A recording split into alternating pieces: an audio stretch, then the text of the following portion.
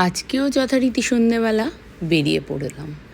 আর বেরিয়ে পড়ার আগে নিজেদের একটু ড্রেস চেকিং যাকে বলে ঢং করে করে করছিলাম। তো যতদিন মেয়ে আছে একটু করে নিই দেখো। আর জুতোটাও দেখে নাও, এই যে জুতোটা যেটা অর্ডার করেছিলাম ওটা। তো এই যে দেখো বেরিয়ে প্রথমে এসে আমাদের বাড়ির মানে সামনেই একটা পার্ক টাইপের, ওখানে বসে বসে দুজনে অনেকক্ষণ গল্প করলাম, করে ঠরে জুতোটাকে পাশে রেখেছিলাম। তো যাই হোক, দেখো এভাবেই গল্প করছিলাম। আর এইভাবে ভিডিও করতে তো আমি একেবারেই অভ্যস্ত নই, পারিও না। যেহেতু মেয়ে করতে পারে ওই জন্য বললাম যে কর তাহলে এরকমভাবে ভিডিও।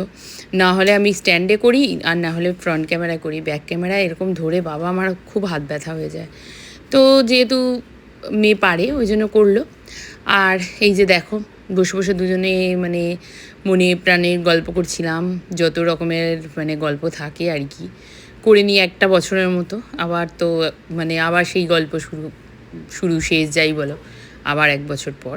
তারপরে গল্প টল্প করার পর দেখো সামনেই একটা ছোট্টখাট্টো ক্যাফে ছিল। তো প্রথমে খাবো ভেবে ঢুকিনি, তবে ভাবলাম যে চলো দেখাই যাক কেমন। ঢুকে প্রথমে আমাদের প্ল্যান ছিল শুধু মাত্র ফুচকা খাবো। দেখো কী হারে খাওয়া দাওয়া হচ্ছে আর কি বলবো। তো ঢুকে তারপরে দেখলাম যে ঠিকঠাকই আছে, চল তাহলে খাওয়া যাক।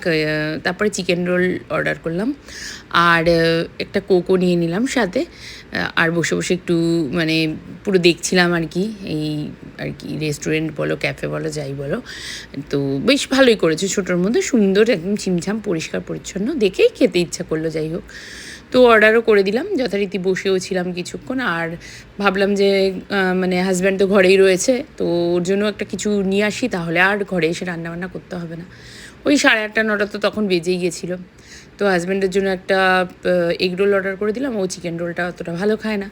আমাদের দুজনের মা মেয়ের জন্য চিকেন রোল অর্ডার করেছিলাম। এই যে দেখো দুটো চিকেন রোল নিয়েছি, তবে এত বড় চিকেন রোল বাপরে বাপ, মানে খেতে খেতে আমাদের মানে কি বলবো, পেট তো ভরেই গেছে, উল্টে এত টাইম লেগেছে খেতে, প্রায় 10টা বেজে গেছে। তো মানে কি আর এত তাড়াহুড়ো করে তো খাওয়া যায় না।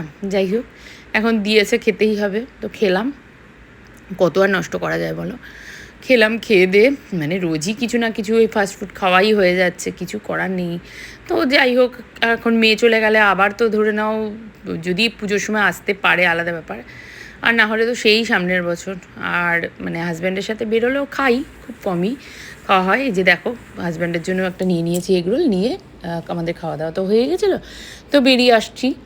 আর আমার ভিডিওটা কেমন লাগলো তোমরা জানিও। আর এই জায়গাটাও দেখো এত সুন্দর, মানে ভিডিও করতে আর ছাড়লাম না, মানে আমি করিনি, যাই হোক আমার